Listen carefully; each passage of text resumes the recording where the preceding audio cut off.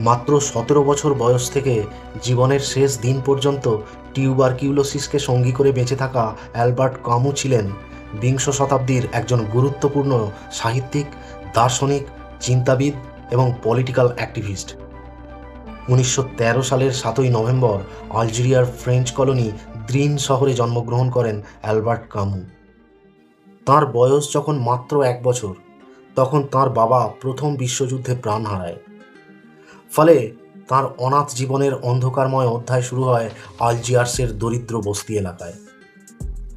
বস্তিতে অতিবাহিত তাঁর শৈশবের রূঢ় বাস্তবতা তাঁকে শিখিয়েছিল যে জীবন প্রায়শই ক্ষমার অযোগ্য। কিন্তু এই সংগ্রামই তাঁকে এমন একজন মানুষে পরিণত করেছিল যিনি পরবর্তীকালে হতাশাকে প্রত্যাখ্যান করতে সক্ষম হয়েছিলেন। তাঁর শৈশবকাল থেকেই তিনি Jean Paul Sartre, Karl Marx, Fyodor Dostoevsky, Sigmund Freud, Franz Kafka, Andre Gide প্রমুখ বিখ্যাত ব্যক্তিবর্গের দ্বারা অনুপ্রাণিত ও প্রভাবিত হয়েছিলেন। তিনি কমিউনিস্ট আইডিওলজিতে বিশ্বাসী ছিলেন, কিন্তু মার্ক্সবাদ লেনিনবাদের কঠোর সমালোচনা করেছিলেন, বিশেষ করে সোভিয়েত ইউনিয়নের ক্ষেত্রে, যেটাকে তিনি সর্বগ্রাসী বলে মনে করতেন।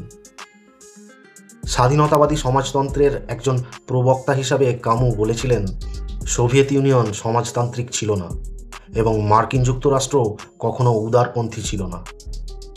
সোভিয়েত ইউনিয়ন সম্পর্কে তিনি সমালোচনা করার কারণে তাঁকে তৎকালীন রাজনৈতিক বামপন্থী ইন্টালেকচুয়ালদের সাথে সংঘর্ষে লিপ্ত হতে হয়েছিল, বিশেষ করে তার সর্বক্ষণের বন্ধু জ্যাঁ পল সার্ত্রের সাথে। আবার অপরদিকে ১৯৪৬ সালে তিনি মার্কিন যুক্তরাষ্ট্রে গেলে একজন কমিউনিস্ট বলে এফবিআই এর নজরদারির মধ্যে তাকে থাকতে হয়, যা তাঁর কাছে ছিল এক প্রচ্ছন্ন অপমান। এরপর ইউরোপে ফিরে এসে তিনি তৎকালীন প্রখ্যাত ফরাসি লেখক আঁদ্রে জিদের সান্নিধ্যে আসেন, যিনি হিটলার এবং ফ্রান্সে ভিচি শাসনের চরম সমালোচক ও বিরোধী ছিলেন। অ্যালবার্ট কামুর অনবদ্য সৃষ্টিগুলোর মধ্যে the myth of Sisyphus, the stranger, the rebel, the plague উল্লেখযোগ্য। ১৯৫৭ সালে তিনি সাহিত্যে নোবেল পুরস্কার লাভ করেন। কিন্তু আলজেরিয়ার বিশিষ্ট সমালোচকরা আলজেরিয়ায় কামুর অবদান নিয়ে প্রশ্ন তোলে। অথচ কামু আলজেরিয়ার স্বাধীনতার জন্য ফ্রান্সে বসেই ফরাসি সরকারের বিরুদ্ধে লড়াই করে গেছেন।